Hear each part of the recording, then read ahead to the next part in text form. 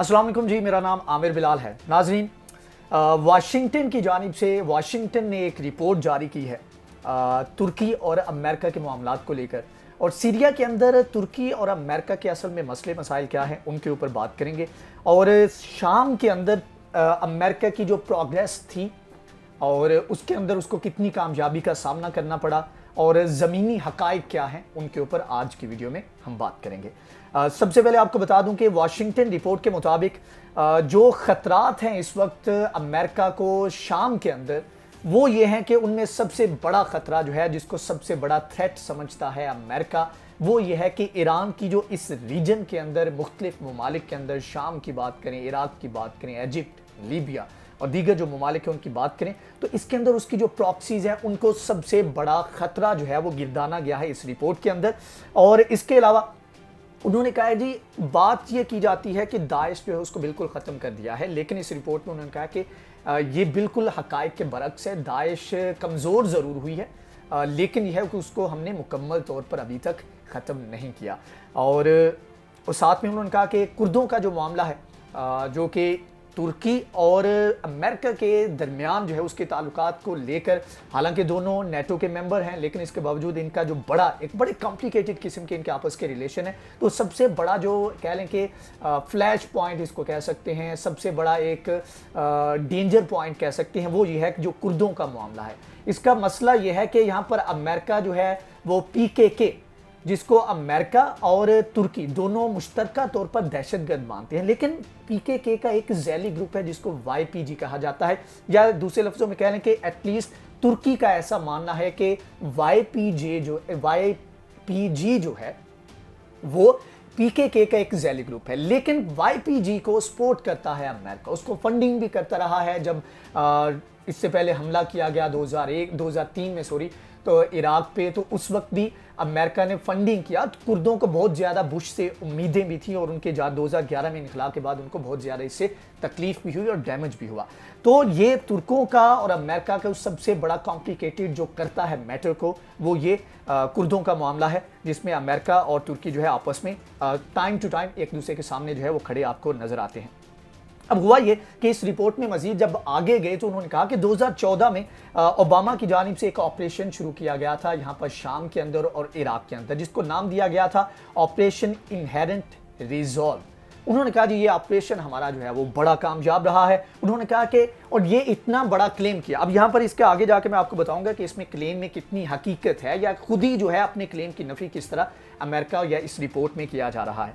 उन्होंने क्लेम ये किया, उन्होंने कहा कि 2019 में तमाम वो जगह जो इराक के अंदर या शाम के अंदर थी दाइश की, या जितने भी उनके सेटलमेंट्स थी, उनके ऊपर अमेरिका ने कब्जा कर लिया है या उनको ख़त्म कर दिया गया है, उनको डिस्ट्रॉय कर दिया गया है। और साथ में उन्होंने कहा ये है अपनी, और साथ में ये भी कहा उन्होंने कहा हमारी कामयाबी का सबूत ये है कि 2020 के अंदर जो इराक के अंदर जो फौजी थे यहाँ पर, उन्होंने कहा कि 2020 के अंदर 3000 के करीब थे, और अब जो है वो तकरीबन 2500 के करीब जो है वो 3000 से 2500 है वो कर दिए हैं। अब आगे जो है वो जो नई डेवलपमेंट हुई है, जिसके ऊपर मैं वीडियो भी कर चुका हूँ, आपको बताया भी था कि 4000 के करीब मजीद जो है यहाँ पर अक़वाम मुत्तहिदा के नेटो मेंबर जो हैं, नेटो फौजी जो है उनको उतारा जा रहा है। तो ये एक चीज़ जो है जो इनका अमेरिका का या इस रिपोर्ट में जो क्लेम किया गया है उसके बिल्कुल अगेंस्ट जाती है। इसके ऊपर मैं डिटेल में बात करता हूँ, लेकिन उससे पहले मैं आपको बताऊं कि जो इस रिपोर्ट में एक क्लेम किया गया है कि हमारी कामयाबी का जो मज़र है, हमारा जो ऑपरेशन था वो किस तरह कामयाब हुआ। उन्होंने दलील के तौर पर इसमें कहा, उन्होंने कहा कि 2020 में शाम और इराक के अंदर, शाम के अंदर 14,000 और इराक के अंदर 18,000 के करीब दाइश के जो है वो कारकुनान कह लें या दाइश के जो है वो लोग थे। उन्होंने कहा कि अब ये तादाद जो है वो 14,000 से 8,000 पे आ गई है, लेकिन जब इराक की बात की जाती है तो वहाँ पर ये 18,000 से 16,000 तक ये तादाद जो है ये श्रिंक हुई है। तो उन्होंने कहा कि ये एक तरह से हमारी बड़ी कामयाबी है। एक तरफ से सेटलमेंट हमने वो सारी तबाह कर दी, जहाँ पर इनके अड्डे थे उनको तबाह कर दिया, दूसरा इनके दहशतगर्द जो थे इनको हमने कम कर दिया और ये नीचे आ गए।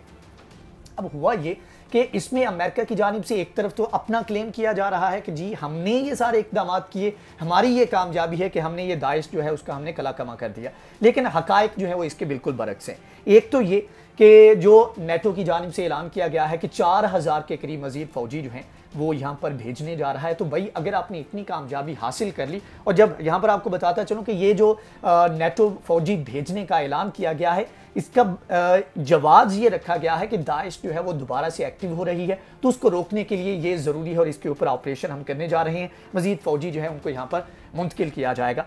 तो एक तो ये इनका जो क्लेम है इस रिपोर्ट के अंदर, उसकी ये नफ़ी करता है। अब दूसरा, यहाँ पर इराक के अंदर मजीद जो नेटो फौजी हैं उनको डिप्लॉय करने की एक और रीज़न भी है। एक तरफ तो नाकामी, दाइश को अच्छे से हैंडल नहीं करना, और दूसरा ये है कि यहाँ पर अमेरिका को ऐसे कह लें कि बिल्कुल जो है खुड्डे लाइन लगा दिया गया है। अमेरिका को बिल्कुल साइड पर किया गया है। अमेरिका ने जब विड्रॉ किया यहाँ से अमेरिका का इराक और शाम से इनखिलाफ हुआ, तो उस वक्त एक गैप जो वो क्रिएट हुआ। अब उस गैप को फिल करने के लिए ईरान मुतहरिक हुआ। उसके अलावा साथ में रशिया जो है उसने फॉर द फर्स्ट टाइम उसने शाम के अंदर अपने पीस कीपर वो भेज दिए। इसके अलावा तुर्की बड़े लेवल के ऊपर एक्टिव था। तो ये तमाम तर जो ममालिक थे, इसके अलावा जो यहाँ के जो ग्रुप्स हैं, मतलब कि कुर्दों को लेकर जो कुर्द गवर्नमेंट है ईरान के अंदर इराक के अंदर, तो उनके साथ मिलकर मुख्तलिफ ऑपरेशन शुरू किए गए। इवन के तुर्की के वजीर खारजा ने हाल ही में दौरा किया और उन्होंने इराक के साथ मिलकर बहुत सारे एग्रीमेंट किए, जिसमें कुर्दों के खिलाफ जो कुर्द दहशतगर्द ग्रुप है उनके खिलाफ ऑपरेशन के ऊपर एग्रीमेंट किया गया। तो ये तमाम तर चीज़ें जो है, इससे अमेरिका थोड़ा सा अनकंफर्टेबल हुआ। यही वजह है कि उनकी जानिब से दोबारा से अपने फौजी जो है यहाँ पर भेजे जा रहे हैं। हुआ ये कि अमेरिका को एक साइड पर किया और रूस, शाम, ईरान और इत्तेहादी जो ग्रुप है, इन्होंने खुद से ऑपरेशन शुरू कर दिए दाइश के खिलाफ। तो वो जो एक क्लेम था वो भी एक कह लें कि थोड़ा सा बैक पे चला गया अमेरिका का, और यहाँ पर उसको लगा अमेरिका को, यार हमारा अमल दखल तो बिल्कुल ख़त्म हो रहा है, तो इसको थोड़ा सा अपनी प्रेजेंस जो है उसको शो करने के लिए, या इस खित्ते के अंदर अपनी डोमिनेंस जो है उसको बरकरार रखने के लिए ज़रूरी है कि हम दोबारा से फिर से एक्टिव हो। लेकिन इंटरेस्टिंगली जो कि होना चाहिए था और जो कि इसके ऊपर डिस्कस करना चाहिए था, वाशिंगटन की ये जो रिपोर्ट है, इस रिपोर्ट में तुर्की का जिक्र जो है वो बिल्कुल ना होने के बराबर है। तुर्की को इसमें डिस्कस नहीं किया गया। हालांकि इस रीजन में सबसे ज़्यादा अगर अमेरिका की प्रेजेंस को ख़तरा कह लें या कह लें कि मामलात को कॉम्प्लिकेट करता है, वो कुर्दों का मामला है। कुर्दों के मामले के ऊपर अमेरिका और तुर्की के जो मामलात हैं आपस में ख़राब रहते हैं, लेकिन इस रिपोर्ट में इसका जिक्र नहीं किया गया। तो बहरहाल ये वो चीज़ें हैं जो कि अमेरिका को तकलीफ दे रही हैं या अमेरिका को बॉदर कर रही हैं, और अमेरिका ने इसके ऊपर नेटो जो है फौजी जो है उनकी डिप्लॉयमेंट यहाँ पर की है। अब यहाँ पर हो क्या सकता है?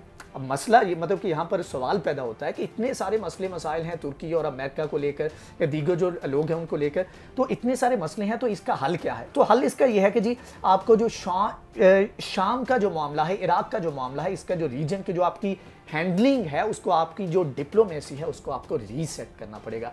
यहाँ पर असल में होता ये रहा है कि अमेरिका अपने तौर पर इकदाम करता रहा है, मुकामी लोगों को, मुकामी गवर्नमेंट्स को, मुकामी जो स्टेक होल्डर हैं, मुकामी ग्रुप हैं, उनको शामिल नहीं किया जाता रहा। तो इसका हल ये है कि यहाँ पर इन लोगों को शामिल किया जाए जो की स्टेक होल्डर हैं। ईरान को इसमें शामिल किया जाए, चाहे कंडीशनल वे में करें, ईरान को शामिल करें, इराक की गवर्नमेंट को शामिल करें, तुर्की को खास तौर पर इसमें शामिल करें।